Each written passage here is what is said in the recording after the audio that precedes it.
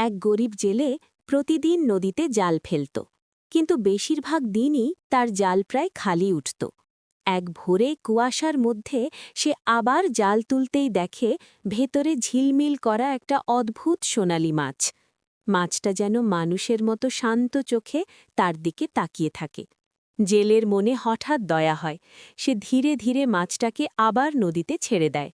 আশ্চর্যভাবে পরের দিন থেকেই তার জালে অনেক মাছ ধরা পড়তে থাকে, এত মাছ যে সে শুধু নিজের পরিবারই না, পুরো গ্রামের ক্ষুধার্ত মানুষদেরও মাছ বেলাতে শুরু করে।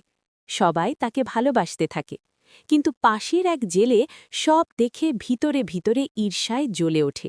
এক রাতে সে লুকিয়ে নদীতে জাল ফেলে, আর সেই সোনালি মাছটাকেই ধরে ফেলে। পরদিন সকাল থেকে নদীটা হঠাৎ অদ্ভুত নিঃশব্দ হয়ে যায়, কারোর জালেই আর মাছ ওঠে না।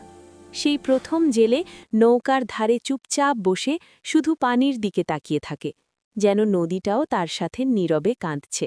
যদি গল্পটা তোমার ভালো লেগে থাকে, একটা লাইক দিও, আর এমন গল্প আরও পেতে সাবস্ক্রাইব করে রেখো।